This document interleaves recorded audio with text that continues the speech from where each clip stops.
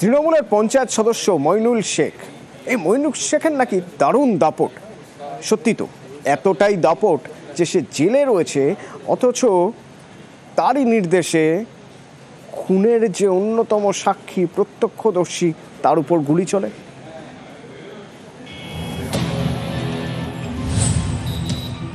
মালদার ইংরেজবাজারে কাজীগ্রাম গ্রাম পঞ্চায়েত, এখানকার তৃণমূলের সদস্য মইনুল শেখ।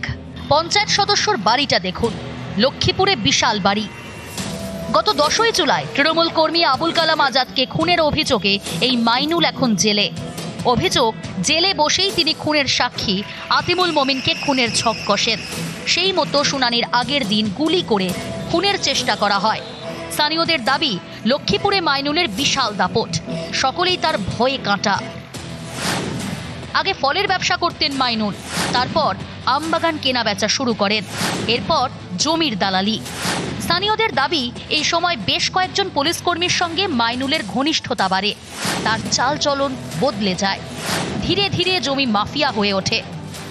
প্রথমে ফল বিক্রি করত, তারপর মাটির দালালি করে টাকা পয়সা কিছু কামাই করেছে, তারপরে 2 নাম্বারি কাজে নেমেছে। জমি লুট করা, জোর করে নিয়ে নেওয়া, কম দামে নিয়ে নেওয়া, বাড়িঘর অনেকজনের জোর করে নিয়ে নিয়েছে। এমনি জেলখানা থেকেও সত্যি ওর লোক আছে, টাকা দিয়ে কাজ করাচ্ছে। মইনুল জেলে থাকলেও ওর ছেলে কেসের আসামি আছে, পয়সার অভাব নাই, এই পয়সার গরমে এইসবগুলো করছে। কংগ্রেস থেকে টিকিট নিয়ে জিতে তৃণমূলে কে যে ওকে জয়েন্ট করিয়েছে, এই তো মাফিয়াগিরি করে। 2018 সালে তৃণমূলে যোগ দেন মইনুল, ইংরেজবাজার পঞ্চায়েত সমিতির সদস্য নির্বাচিত হন। অভিযোগ, এরপর থেকে মইনুলের দাদাগিরি আরও বেড়ে যায়। প্রতিবাদীদের মুখ বন্ধ করতে নানা কৌশল নেন।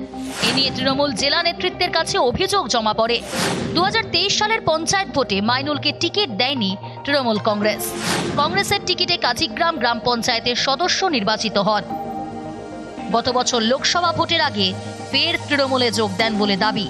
সেই মইনুলের বিরুদ্ধেই প্রথমে খুনের অভিযোগ, তারপর প্রত্যক্ষদর্শী তথা সাক্ষীকে খুনের চেষ্টারও অভিযোগ। মইনুল শেখ আমাদের দলের মেম্বারই না। মইনুল শেখ কংগ্রেসের মেম্বার, 18 সালে পঞ্চায়েত সমিতি থেকে জিতেছিল। তারপর ওর এই কুকীর্তির জন্য এবং লোকের উপর অত্যাচারের জন্য আমি কিন্তু ওকে দল থেকে বের করে দিয়েছিলাম এবং তাকে দল থেকে টিকিটও দিইনি। এই ব্যাপারে ও আমাদের দলের কেউই না। মালদা থেকে ক্যামেরায় লিপেশ লালার সঙ্গে সেবক দেশ শর্মা, নিউজ 18 বাংলা।